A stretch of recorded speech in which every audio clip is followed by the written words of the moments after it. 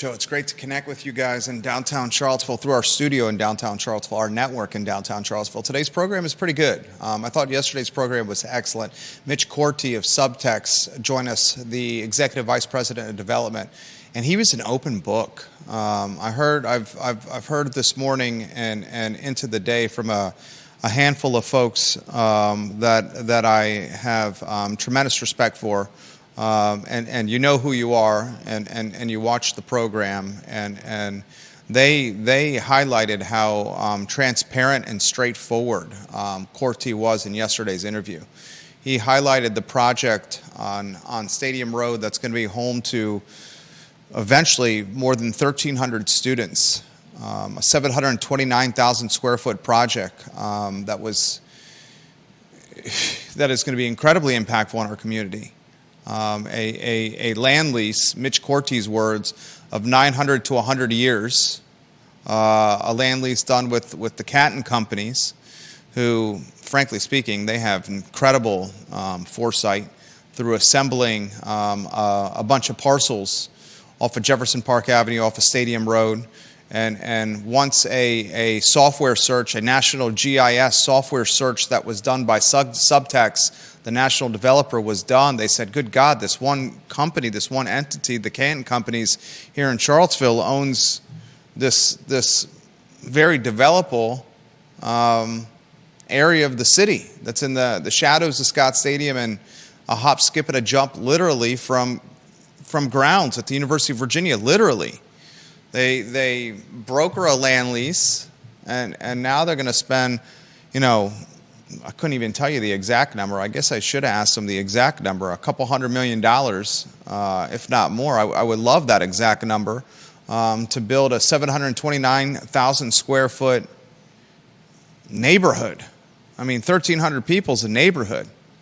Intriguing element from yesterday's interview, the Executive Vice President of Development said, the structure that we build will not last longer than the land lease we have, which is 90 to 100 years. His words, not mine. I'll say that again. Think about that. These development firms, these national development firms, are building neighborhoods. They're creating apartment towers, 729,000 square feet and more than 1,300 beds, studio apartments, one bedrooms, up to 4-bedroom apartments.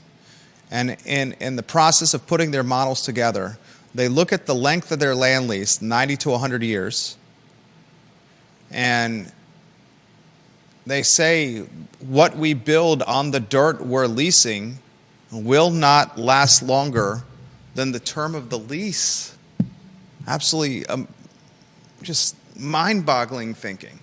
And not mind-boggling in a negative way, but it just really puts in perspective how analytical and how data sophisticated these firms are. And of course they are. You're probably spending what? How much you think this is, viewers and listeners that are watching this program, the sharks and the insiders that are watching this program? $250 million? I generally have no idea. I have no idea how much it would be. Is it $250 million? Is it more than that? Certainly more than that with the lease. A lot we're going to cover on the program. Bill McChesney, Moses just held up his staff, Judah. He did not make the Red Sea part. It's kind of splitting hairs. Judah Wickower on a two-shot. There goes Sunshine Mathon right there, right? Piedmont Housing and Alliance. Is Sunshine getting out of a Rivian right there? Did you see Sunshine? Is someone in that Rivian right there that's outside the door? Is someone sitting shotgun? I don't see anyone in there. Can you go out and look? I want to confirm that Sunshine got out of that Rivian if possible. That would be... No, the lights just turned off. Go to the studio camera. It is worth, I think, me looking to go out and look outside the window to see if the Piedmont Housing Alliance... Yeah, courtyard camera. I want to go look. Put it on a courtyard camera. And give them a play-by-play of what I'm doing here. Are you on the courtyard camera? Jerry is moving towards... There he is. It is empty. I know that. That's what I told you. I think Sunshine just got out of that Rivian. No, it's been sitting there for a while. The lights were on. He may have grabbed something from it, but I didn't see him, so it's I want you to keep your eyes on that Rivian right there with Sunshine. That would intrigue the hell out of me, the executive director of the Piedmont Housing Alliance. That would...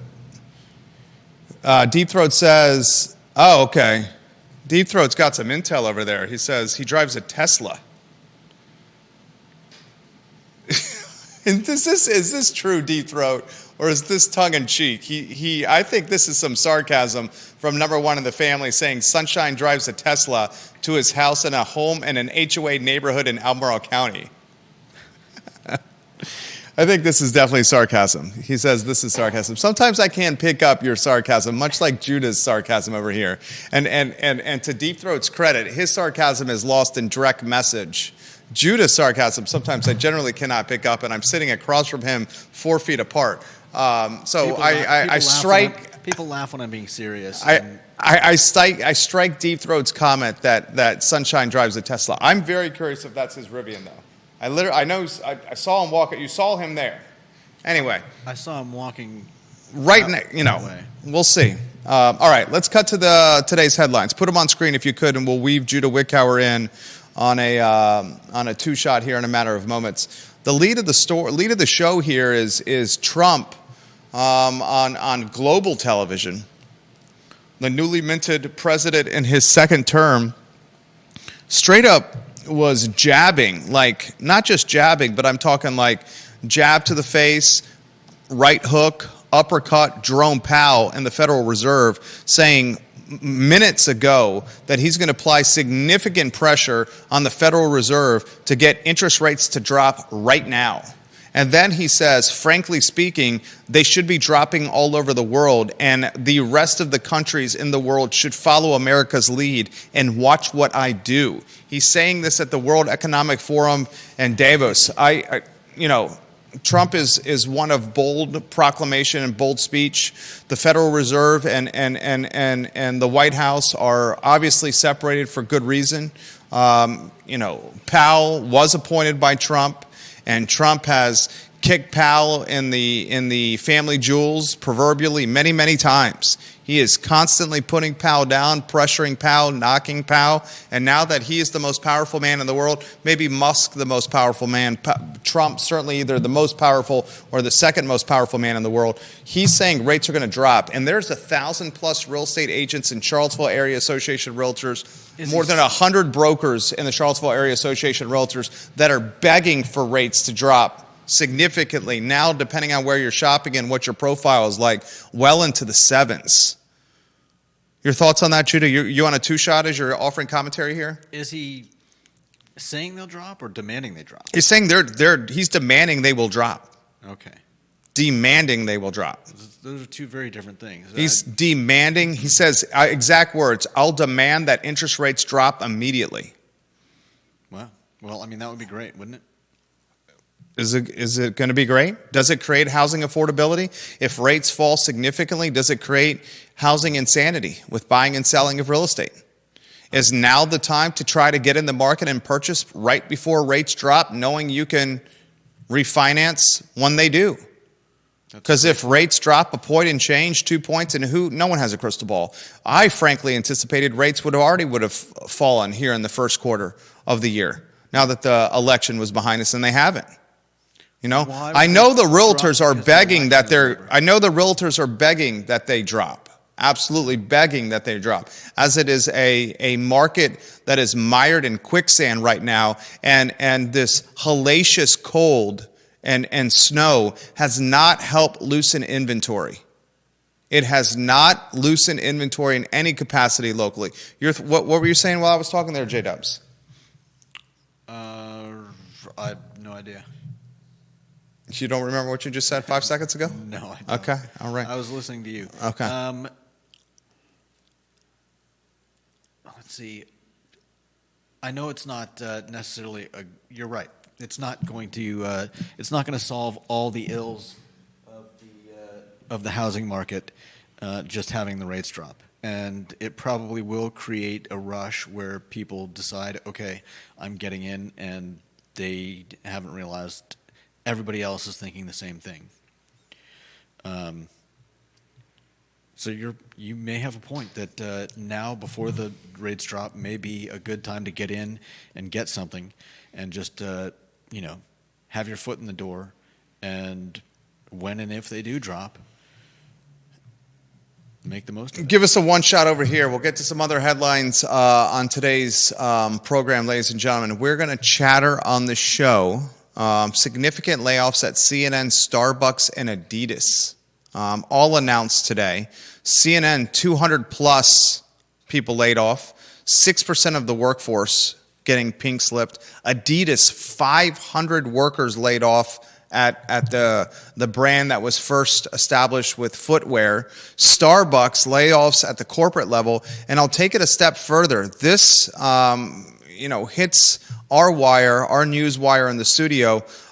Ladies and gentlemen, managers, nearly half of managers predict significant layoffs in 2025. U.S. managers said their company will likely lay off workers in 2025, according to a January 15th report from ResumeTemplates.com. Managers cited several reasons for layoffs, including economic struggles, industry-specific challenges, automation, and artificial intelligence, overstaffing, and anticipated policies from the Trump administration.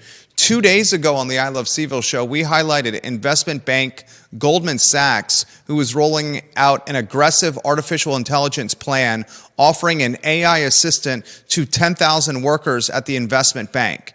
The AI assistant would slowly be assimilated into the workforce and replace the workforce. The humans are training the artificial intelligence. Or is it the artificial intelligence that are training the humans? Regardless, it's the humans that are being replaced. We are seeing this everywhere. You see this at the local Golden Arches on Pantops. I've highlighted this many times. Where you go into that restaurant, you are not ordering through a person.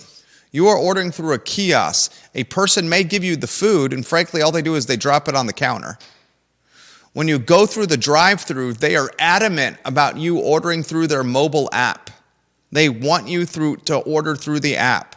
We're seeing middle management and lower on the cusp, I hate to say this, ladies and gentlemen, of being eradicated, replaced, destroyed, eviscerated, eliminated. Profits over people. Judah Wickhauer says, I'm going to get Judah Wickhauer's take on how this could impact Charlottesville, Albemarle County, in Central Virginia. Your take on A11, A12, and January 6th with layoffs is an intriguing one. We'll get to that in a matter of moments. I want to talk the downtown Grit Coffee. Am I on a one shot here? Yeah. Grit Coffee on the downtown mall, the York Place location. Remember, Grit Coffee is going to move to Water Street. It's going to move to the old Waterbird Spirits location, a building owned by Hunter Craig, one of the most established and influential property owners in Charlottesville and Albemarle County. Hunter Craig owns a large chunk of the University of Virginia corner. Hunter Craig owns a good chunk of, frankly, a lot of Charlottesville and Albemarle County. One of the power players at Virginia National Bank. The guy who created a home for his sons, Waterbird Spirits. Waterbird Spirits has since been sold to a global spirits conglomerate where the Craig family made 8 figures many times over. You heard me correctly, Waterbird Spirits, 8 figures many times over. Congratulations to the Craigs for the exit of that business and that brand. Now the old Waterbird Spirits location is up for grabs. Grit Coffee is going to go off the downtown mall to Water Street. Travis Wilbert on the talk show last week said one of the reasons he's been told, and he patronizes Grit Coffee every day. He said this on the talk show, on the I Love CVille Show, Travis. He said, I'm in Grit Coffee every day. They're moving to Water Street, and one large reason for safety of their staff was some of the derelicts, Judah, derelicts? Derelicts. Yeah. Some of the unsavory individuals that visit Grit Coffee that strike fear into their staff. So now the home of Grit Coffee, it's going to be the home of Grit Coffee for the next handful of weeks. We're talking 4 or 5 weeks here before they open, I think in March on Water Street. The current home in York Place is for sale. And the asking for the lease is $4,500 a month in rent. A very intriguing space on the downtown mall. Grit Coffee, this space has not been vacant, has not been up for lease since I can remember, folks. Before it was Grit Coffee, it was Cafe Cubano.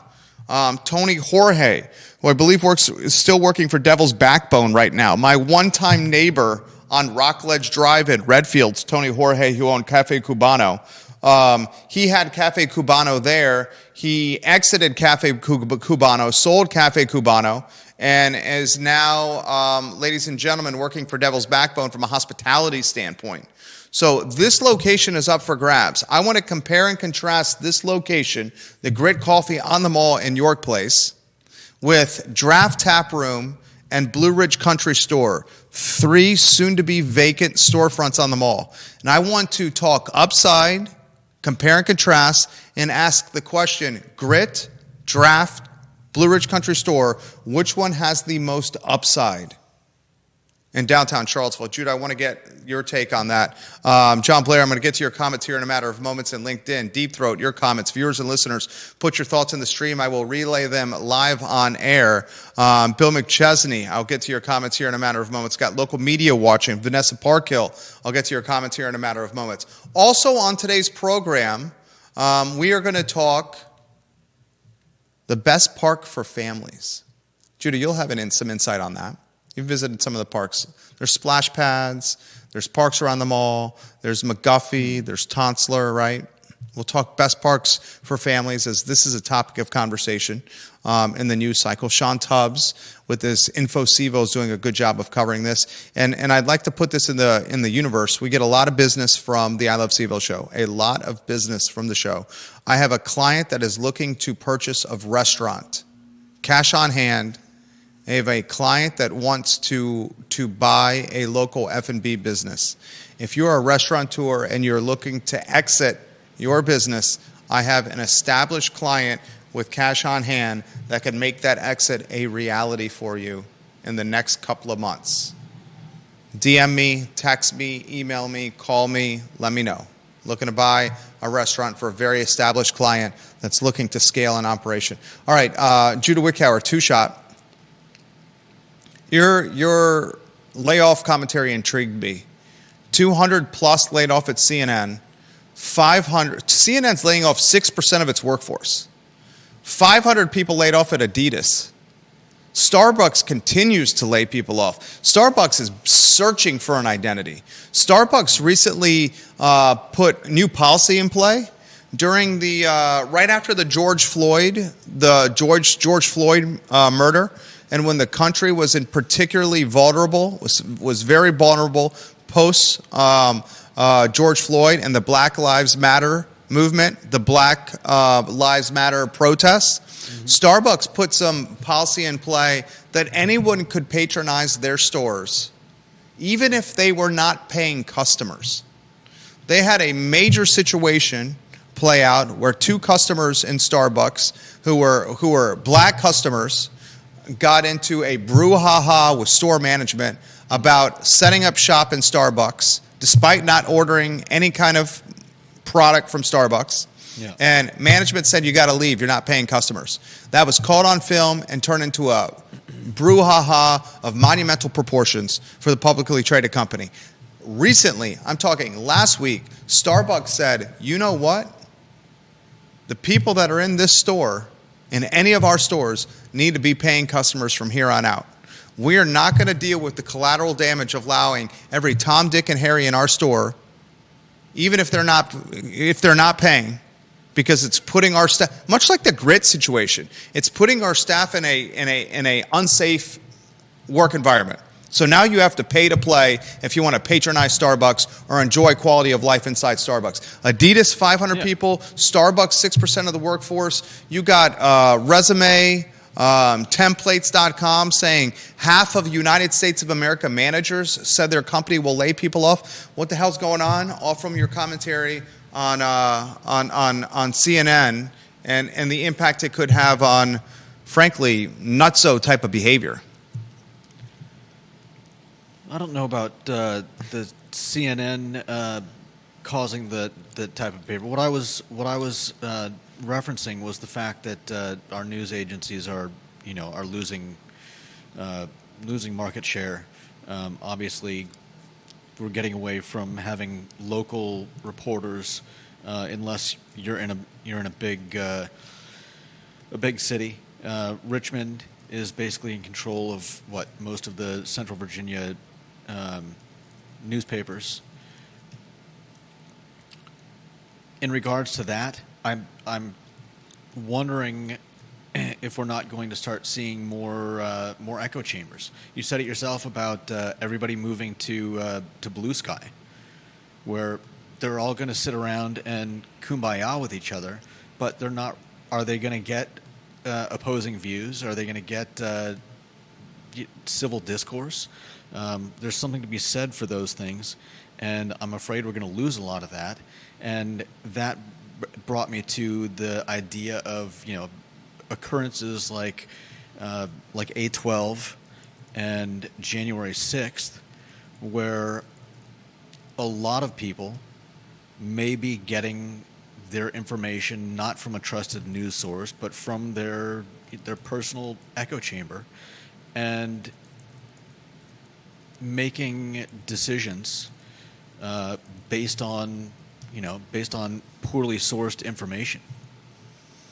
And I don't like the idea that more of those things are going to happen, but I don't see as places like CNN are laying off staff, as they're trying to find ways to stay relevant and continue making money. Eventually, are we going to start seeing the 5 richest people in our country start buying up the news services? Well, Musk has already done that with Twitter, with X. Yeah. Mark Zuckerberg has Facebook, has Meta with Facebook, Instagram, right. Messenger. I mean, he's got an array of apps under his purview.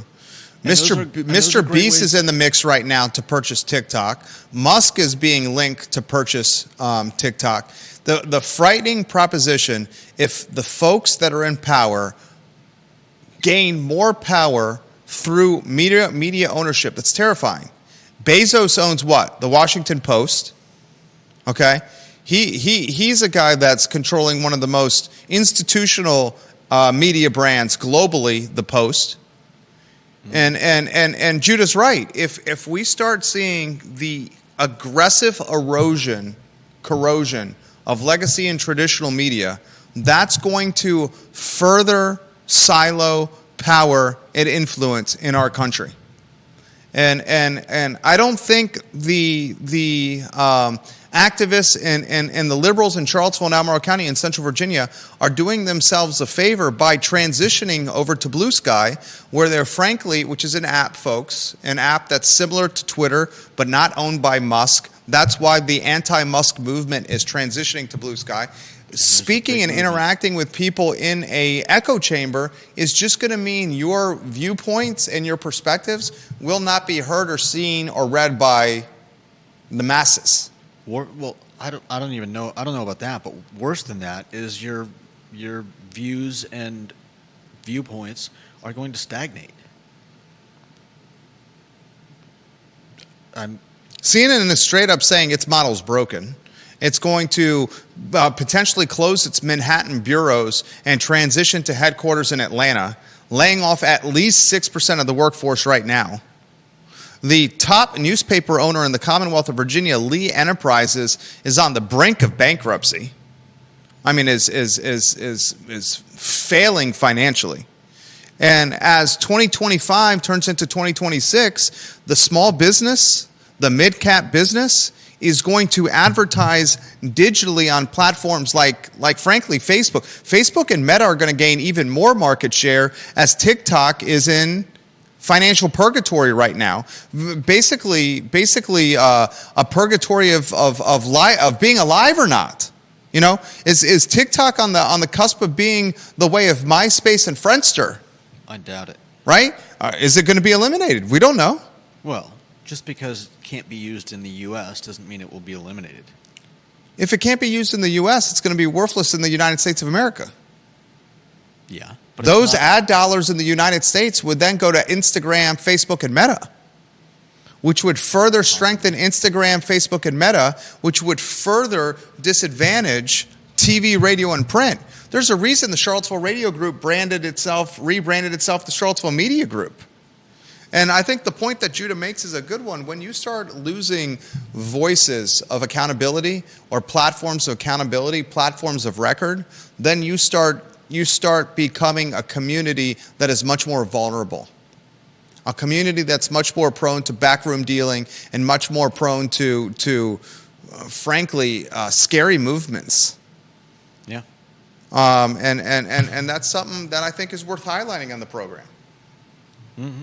Absolutely worth highlighting. Comments coming in. John Blair says this, if you want to put the first headline on screen. First, he says, the interview yesterday was absolutely fabulous. You did a really great job, JM. Thank you, John Blair.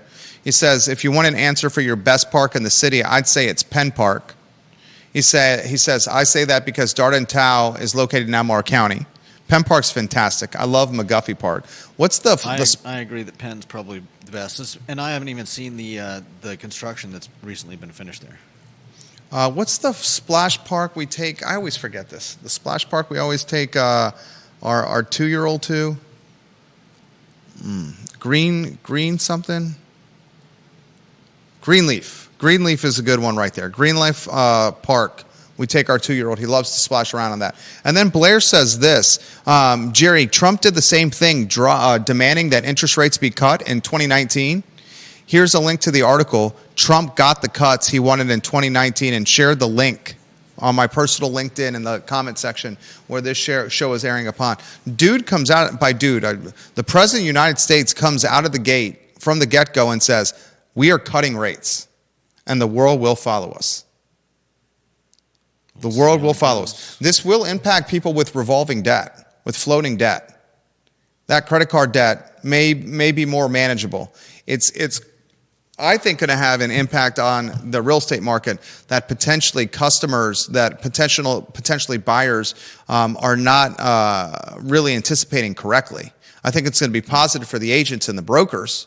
I think the buyers are going to potentially jump back into bidding wars and insanity, home inspection waivers and no contingencies of any kind, sight unseen offers.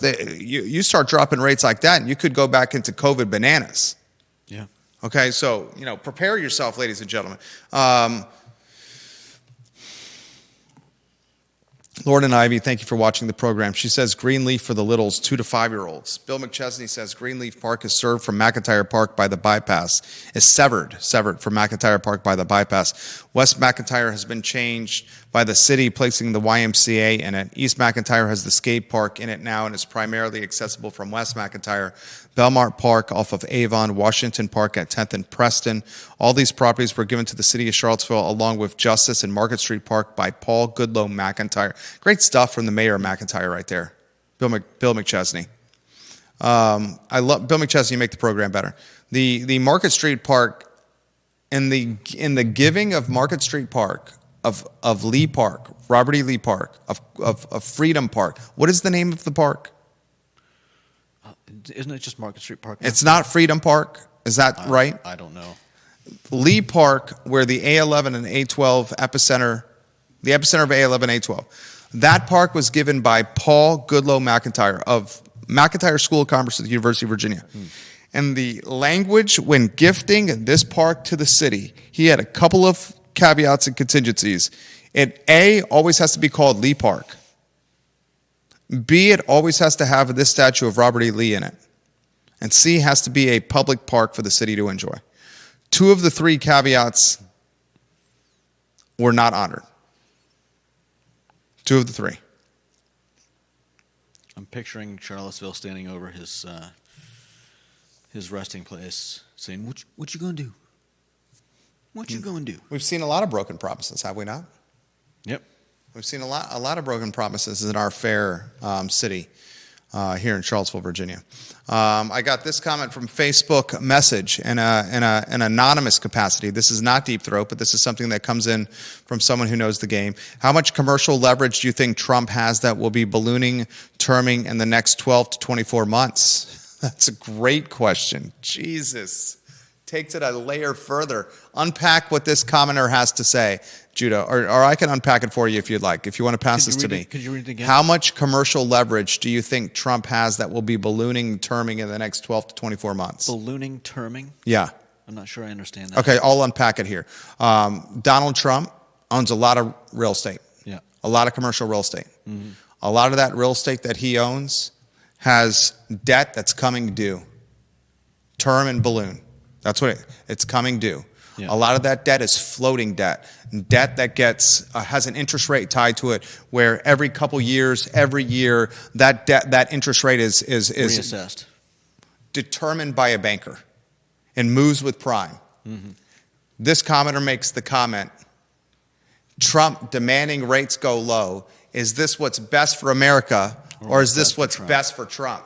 Or do they go hand in hand? Is what's best for America what's best for Trump? I'm not saying it. Haters are going to try to take that comment out of context right there.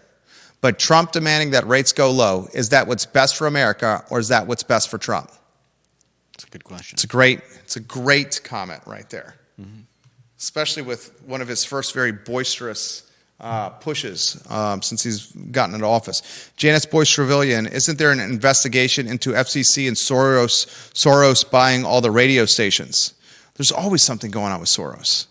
Vanessa Parkhill, how can folks be surprised about where things are going with AI? Did people think it would continue to be a novelty that people use to polish their emails to their bosses? Artificial intelligence, I'm telling you right now, if you're in a middle management, project management, administrative role, you're in an 18 to 36 month window where artificial intelligence will be so robust, accessible, ubiquitous, and sophisticated that your upside employment-wise will be extremely limited. Goldman Sachs, ladies and gentlemen, is rolling this out. Investment banks are rolling this artificial intelligence out to do IPO, initial public offering work that these banks were saying would take weeks to do by a dozen or so people are being done in a mere days by artificial intelligence. It's insane. It is absolutely insane. And to the point that Judah made, profits over people, the folks this impacts are not the folks at the top of the pyramid. This is middle class America, workforce America, lower class America that will be eviscerated by artificial intelligence. Yeah, I'm frankly terrified. It is not the upper class, the top 10% that will be impacted by this. They will utilize the artificial intelligence, the upper class and the top 10% for their gain by gaining more margin on labor or more efficiency with work, elements of work that they need. Yeah. There's always going to be a place for a deal maker. There's always going to be a place for a human connector of money, of opportunity, of deal, and someone to organize it. There's always going to be a place for a landlord. So you think. How is artificial intelligence going to own bricks and take those bricks and rent them to people? You find that to be such a I can't wait to hear how artificial intelligence is going to start buying buildings and then renting those buildings to people. I can tell you what artificial intelligence can do. They can start managing the emails and the leases and the access for the tenants to the buildings. Yeah. They can do that right now. They're certainly going to be doing that even more efficiently. But it's the upper class and the wealthy that are going to utilize this to the detriment of the middle and lower class. Yeah, I've got no argument with that. Georgia Gilmer confirms Greenleaf. Thank you, Georgia Gilmer. Gigi, you make the program better over there. Like and share the show. Like and share the show. We'll give some love to Charlottesville Sanitary Supply. 60 consecutive years in business. Judah, Andrew Vermillion, John Vermillion at Charlottesville Sanitary Supply. East High Street, online at charlottesvillesanitarysupply.com.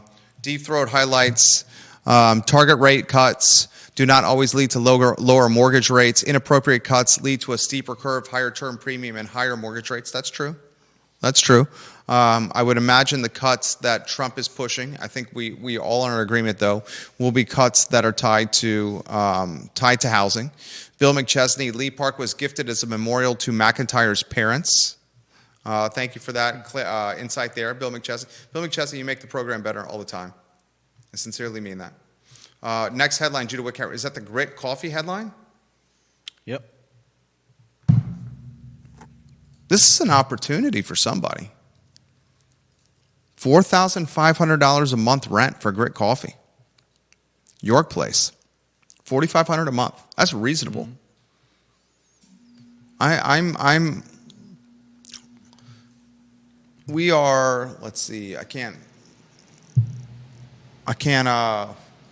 let the bird out of the cage here. We are, there's 31 days in January. Closing is the 17th of February. So 17 plus 31 days in January, so there's 8. So that's 20. We are 25 days away from important clients of mine closing on the purchase of a business locally. I think you know this business through dealings in the office. We should not say who it is. Significant purchase, many six figures, new lease signed of the 5-year variety with options, and now an opportunity to pursue other locations for our client. Mm-hmm. I'm extremely familiar. This is what we do with the environments in Charlottesville and Albemarle County from an acquisition and leasing standpoint with commercial.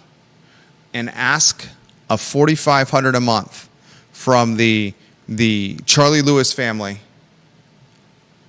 for one of the most eye-catching spaces on the downtown mall is a very reasonable ask. You talk about the trophy properties on the mall to run a business out of.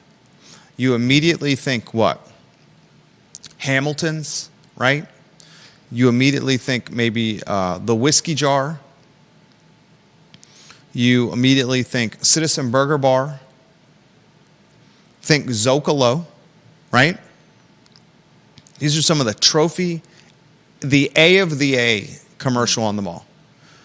Right below that A of the A strong A commercial, is this Grit Coffee spot. This spot has 60 seats inside and 35 seats outside. Yeah. The first time this space has been on the market, the first time, ladies and gentlemen, that this space has been available, the asking is $4,500 a month, the rent. You can do a 3 or 5 year term. It's available the 1st of March. You have had 2 established businesses, institutional businesses, have success here. Tony Jorge's Cafe Cubano, where I first fell in love with that spot. Yeah. This business is, I can't believe I'm saying this. In May of 2008 is when I launched the shop. I launched the shop in May in 2008 as a broke joke, working out of a condo, out of Panera Bread and Barracks Road because they had free Wi-Fi that was stronger than the Wi-Fi I had at my condo, and out of Cafe Cubano in the downtown mall. Now we're 17 years later this May. I fell in love with the Grit location while working with out of Cafe Cubano's back room. We will know a lot about our downtown mall, the health, the legitimacy, the strength of the mall, with how long this space stays vacant or if it stays vacant at all. This space has been active, ladies and gentlemen, since October, the 9th of October.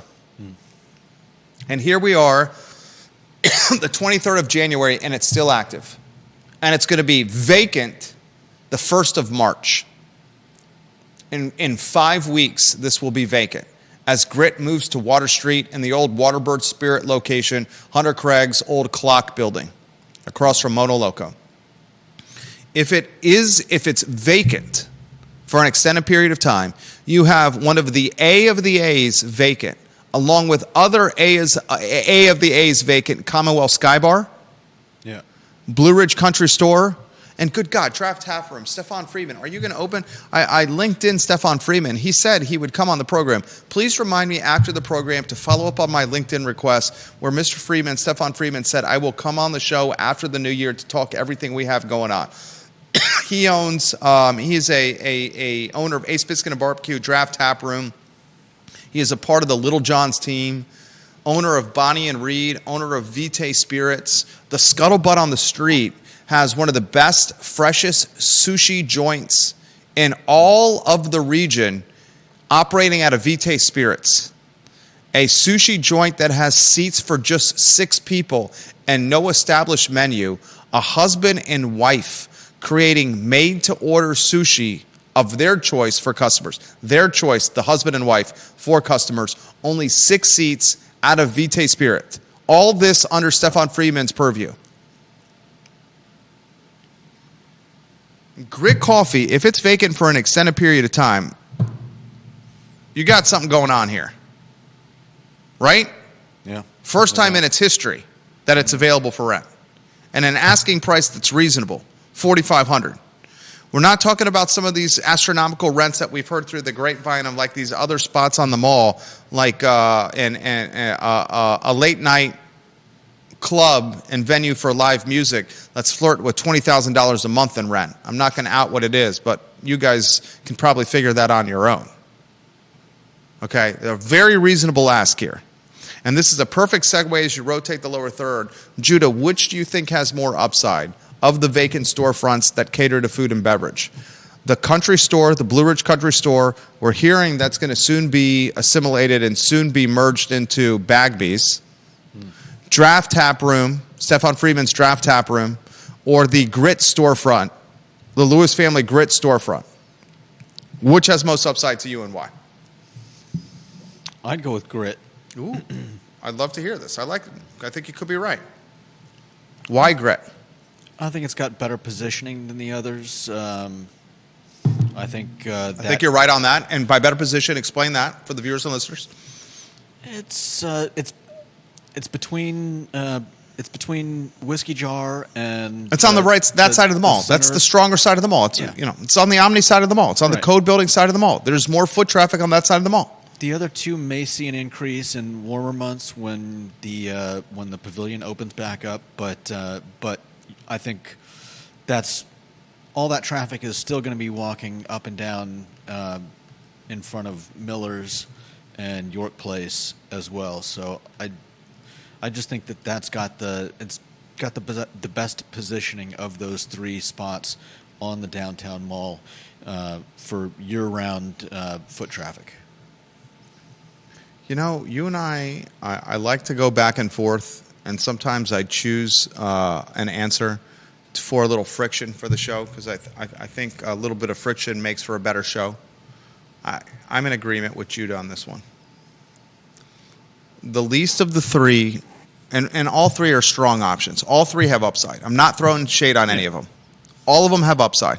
Mm-hmm. Of the 3, Grit, Draft Tap Room, and Blue Ridge Country Store, I would rank them in this order. Number 1, Grit. Number 2, Draft. Number 3, Country Store. Yep. Country Store is I don't say it's a bit lost. It's a storefront, but it's kind of, how would you characterize it with the storefront there? Draft is an end cap. Draft is a corner storefront end cap that has a corner window, huge windows. Yeah. And that 5th Street cut through on the mall gets a boatload of foot traffic because it's right next to the Market Street parking garage, by the post office, by City Hall. It's an access point to the mall. Yeah. Massive foot traffic there. Okay? End cap, massive foot traffic. The Grit coffee spot, geez Louise, that is the coffee spot for that side of the mall. Yeah. If you're staying at the Omni, if you're staying at Jeff Levine's new hotel that he's building in the shadows of the Omni, and speaking of Jeff Levine, for a 3rd time, he presented before the Board of Architectural Review tearing down Violent Crown movie theater and building an apartment tower. This is very much still alive. It's flying under the radar by local media because local media is 22 and 23-year-olds that are still lamenting the demise of TikTok and not focus on development on the downtown mall. But Levine has presented for a third time to the Board of Architectural Review, building an apartment behemoth that we have never seen before. I should show the renderings tomorrow. Those renderings are available. How much it towers over friend of the program, Jeffrey Woodruff's Code building. It is astronomically the tallest building in the city. Yeah. And it's not close what he's talking about. But speaking of grid, if you're staying anywhere on that side or you're patronizing anywhere of the most popular side of the mall, you see grid. This is a coveted location. No doubt. $4,500 a month. Judah, I think you're all over it here. Very pointed question for you, straightforward. 5 weeks. Does Grit secure a tenant between now and Grit moving out of the market of the downtown location? Or is it going to sit vacant for an extended period of time? I mean, you walk the mall as much as I do. Yeah, but that doesn't impart. Do you think it's going to secure a tenant? I'd like to think it would. Of all the places that could open up and secure a tenant quickly, I think that's got a high chance of succeeding, of getting someone to who wants that spot. But I don't know. I don't know who's looking. I don't know who's planning on starting a business that belongs on the mall. So I honestly don't know. Bill McChesney asked this question. This is a great question from William.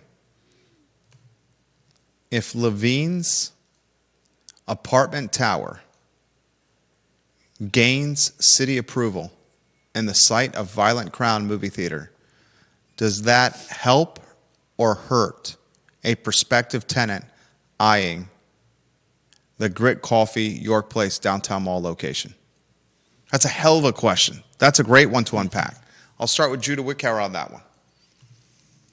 That's a great question, William. Logan Wells, Clay Lowell, Olivia Branch, welcome to the broadcast. J-Dubs, what do you got?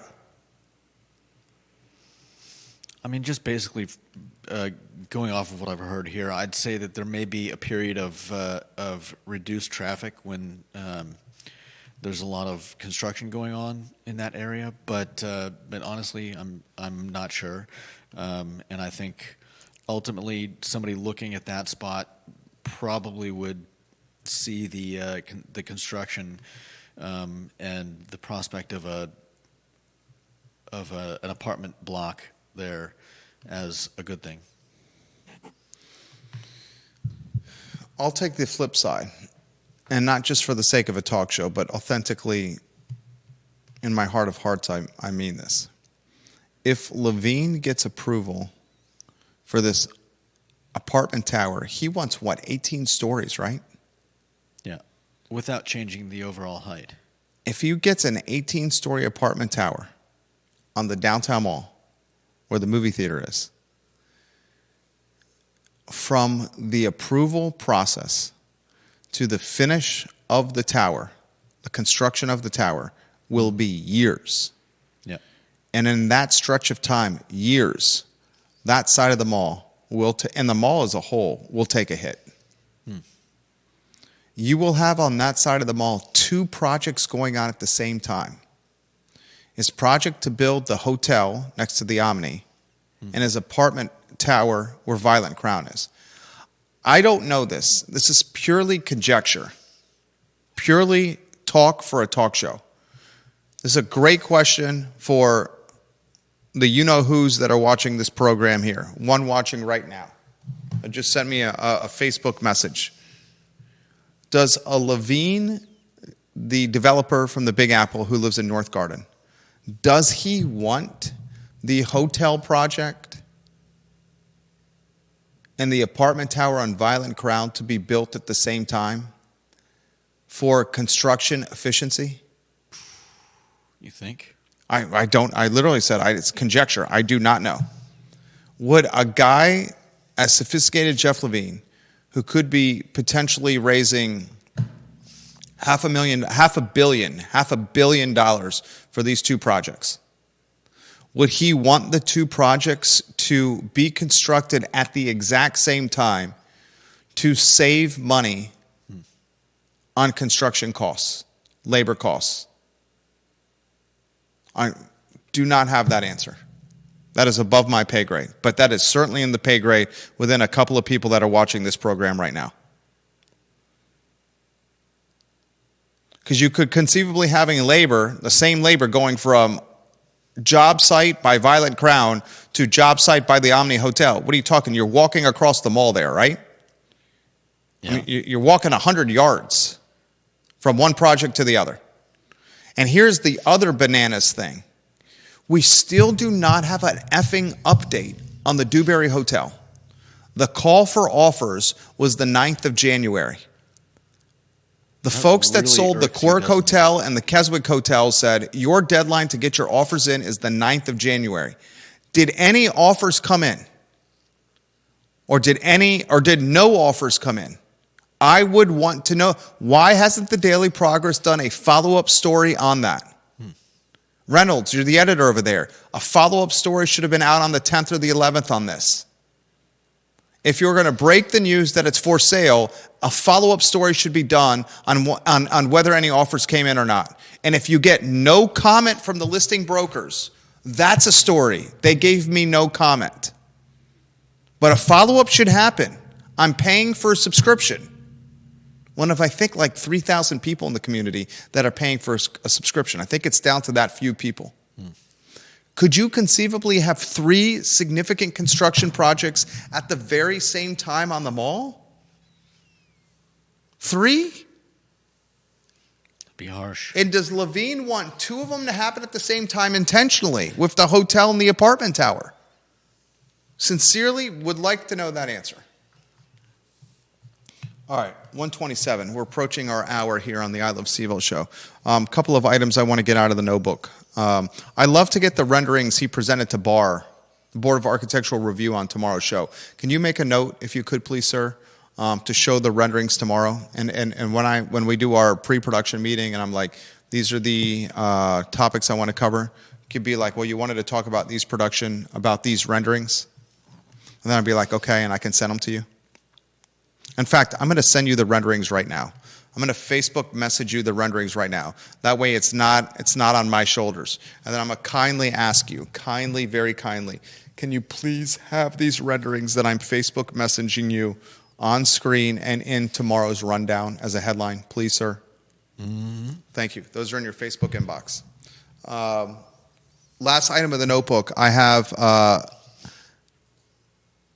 clients that are well-funded, have cash on hand, fantastic credit, already in business, clients of mine for years that have reached out saying, we want to expand and we want to buy an established food and beverage business, an established restaurant.